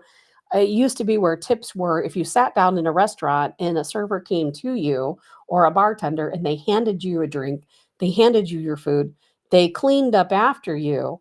That is what you used to tip for, right? But now we all know that tipping has changed. I bartended part-time for 13 years when I was younger. I know all about service, the service industry. And you do certainly count on your tips. I'm all for tipping people. I usually tip far above and beyond, what your average tip might be. But things have even gotten a little crazy for me. Now you go into a restaurant, you sit down, it used to be where the standard tip was 15%. And if somebody did really good, you tipped more, or people in the service industry, again, tend to tip more. Well, I was reading an article about common etiquette, current etiquette, rules that have been updated. And it was kind of funny, but in this rule of etiquette, they stated that the minimum tip should be 20 to 25%, not 15%. 20 to 25% should now be the minimum tip. And they also stated that you should offer the same amount of tip, whether you're getting carry out or whether you're sitting down and somebody is waiting on you, which is really strange to me because I know growing up, mean, we used to have pizza every Friday night. We would go up to the restaurant, and I grew up in the Chicago area. We would go to the counter and we would pick up the pizza and take it home. There was no tipping. Nobody handed us anything and even asked for a tip or expected a tip. They handed it to the counter. They were thankful for our business. That was the tip. They were very thankful we chose them and that we came to their business and bought from them. We were part of keeping them in business. They were very happy to have us there. It's not like that anymore. Now you go somewhere and guess what? They give you an iPad, and on that iPad, you're just there to pick up your food and it asks you how much tip do you want to give. And so you either have to be very awkward and say none, or you have to give them a tip. And it's called tipflation. And it is really crazy. Donna says, I will not tip counter pickup. And they make more money than ever. You know, it's strange to me that so many businesses these days, not all businesses, but so many businesses these days, it's not a tip anymore because they gave good service. It's just automatically expected. I read countless reports of restaurants, having a sign that says if you have a party, let's say of 8, automatically we're going to add in now it's 25% gratuity. If you break your checks down, it's going to be 30% gratuity because it's more work to break your checks down and everybody pay individually. I don't understand what is going on. How all of a sudden is it that people are making more per hour working at a lot of restaurants and bars, and yet we're still expected to tip more? And for a lot of those businesses that took out the PPP loans, remember during COVID times, the government offered PPP loans. Well, when you would have, let's say if a bar or a restaurant took a PPP loan, well, they had to make an agreement to where their employees would not be paid tips. They would pay them a higher hourly wage, but they would not in turn give them tips. So if you were, let's say, a bartender and your bar had the PPP loan, well, you're all of a sudden you might be making $15 an hour. Before you were making $6 an hour. Now you're making $15 an hour, but you're not getting any tips. And so when you go to these restaurants and the restaurants are still asking for tips, all those tips are going to the owner, the management of the restaurant, not to the employees that are working because they're getting paid an hourly wage. Yet we still see restaurants and bars continuing to raise the bar on tipping. I'm kind of like, and I feel like I'm kind of a Grinch talking about it. I feel like I don't want to be the enemy of the server world because I tip really well. I really do, and I think most of us do. But I don't feel like we should be forced to, or we should be put in an awkward position. And I hate to say it, but the service has gone way down. The service has gone way down. Unless you go somewhere like, let's say, Carbon. If you've been to Carbon, it's a private club in St. Louis where the service is beyond impeccable. That's service worth tipping for. But here, you go to the store and you order your food and it comes out and everything's wrong because nobody cares anymore. They don't have to provide good service anymore. They don't, because they know you're going to tip them anyway because they're going to force it in your face. So that's now tipflation. So another thing that's frustrating, I feel like all I do is talk about frustrating things. But here's something a little bit more on a positive note. Well, let's see. Donna says service has gone way down because they don't want to work and the employees are expected to do way too much. They do. They do. I wasn't going to talk about this today, but we will. But because people are doing so much and work. As a matter of fact, I was reading a story about Bank of America. Did you guys hear this? This is not where I was intending to go in, but we've got a couple minutes left, and I'm just going to throw this in there as quickly as I can Bank of America, there was a large article, a big article that came out that they are overworking their investment bankers. Did you guys hear about this? Several people have died. And it finally came to light. There was a guy named Leo Lucanus the third. I'm not sure if I'm saying that right. Louis Lucanus. He passed away on May 2nd. He was 35 years old. They were working him at Bank of America over 100 hours a week for an entire month. He was over the he was over the merger with Heartland Finance, and after working 100 hours a week for a month, including several overnighters, he passed away. And other people were having seizures and heart attacks. He had an aneurysm. And then it came out, the Bank of America, they created these policies after a couple of deaths that said they're going to limit the hours of investment bankers. They are going to give them a protected weekend, which means no matter what, you're going to get one day off on the weekend.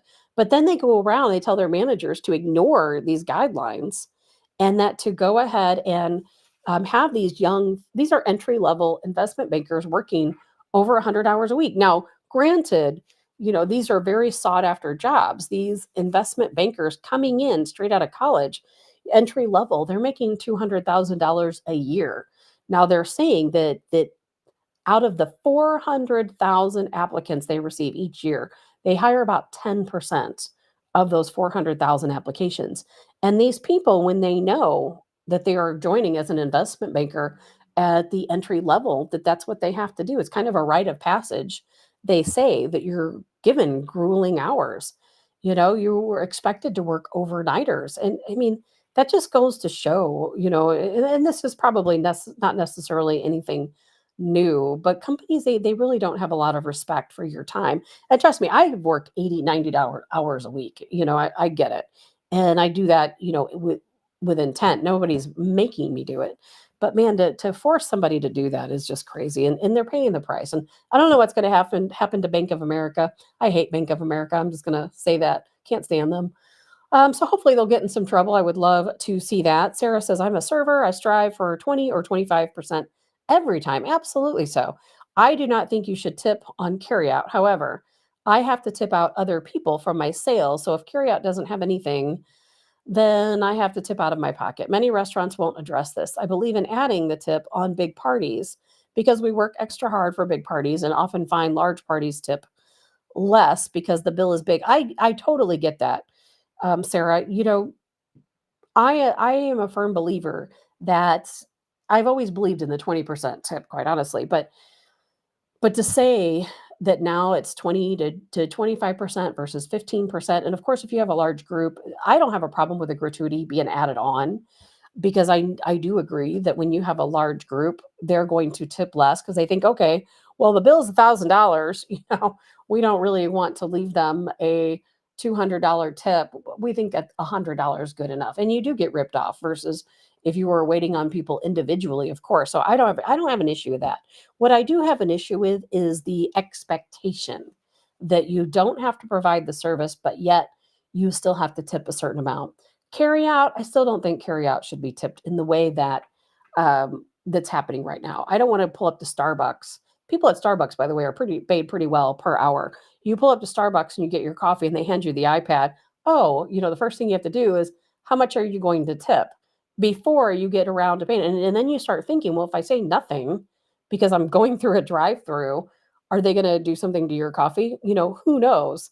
It doesn't surprise me. But yeah, and I would like to hear from other servers too about how I don't know everything about the tipping process these days. I hate to see anybody paying out of their pocket to other workers because they didn't get tips. But I, if I'm going to a counter and I've ordered food and you're handing the food to me over the counter, I don't think you should have to tip. I really don't. Joe says, I never understood that with a big group of people, it should be more money, not less. Absolutely so. You are working more. And not only that, but when you have a big table, you're dedicating so much of your time to this large group that you're not able to maybe carry as many other tables. So I get that. But there's a term for it now, and it is called tipflation. And that's something we'll have to talk about more because tipping is completely out of hand, completely out of hand. Service down, way down. I mean, these days, I don't even know if you ever get anything right when you go somewhere. It's very difficult. Anyway, I guess that's about it for today. I'm sorry if some people were having some technical issues. A lot of people moved over to X and didn't seem to have any issues over on X, so we'll figure that out. Joe, don't forget, retired Colonel Joe Adams joining us on Wednesday. We're going to have video this time, not just sound. We're going to see Joe live, so that's exciting. Lots more to talk about tomorrow. Something that I didn't get to today, we're going to talk about tomorrow is veterans. The VA administration is attempting to make veterans pay back money that was given to them 30 years ago, which is really crazy because we know a lot of these people cannot afford that. I want to talk about that. I want to talk about fridge scaping. Do you guys know what fridge scaping is? We're going to talk tomorrow about fridge scaping. So many other things. I know there's going to be a lot of updates, a lot of new news coming through between tomorrow. And before we go, let's not forget, let's please say a prayer for Officer Ferguson, Officer TJ Brown, who was, if you guys didn't already hear, there was a violent protest, Michael Brown protest in Ferguson over the weekend. And from what I understand, some of the protesters were taking down some fencing by the police station, and the officers came over to talk to or potentially detain the people taking down the fencing. And when they did, Officer Brown was pushed. And when he was pushed, he fell back. I believe his head might have hit the fencing, and he suffered some serious brain trauma. And last I heard, as of last night, he was in a coma, but they said that some of the, I believe the brain swelling was going down. So it sounded very positive. I hoping and praying myself. So please, everyone, please say a prayer for Officer TJ Brown, Ferguson Police Department, who is right now fighting for his life. I don't know what we're going to do about these violent protests. I think it's the tip of the iceberg. And I know the situation is Michael Brown is very different than what we're facing with the elections, but there's a lot coming our way. We really got to keep our head on a swivel, keep your eyes open, make preparations, better be safe than sorry. But either way, have a great day, everyone. I'm Tabitha Hassell with Tabs on Tap. And if you like the show, share the show because we got to keep spreading the truth. I will see all of you tomorrow, and I hope all of you have a really wonderful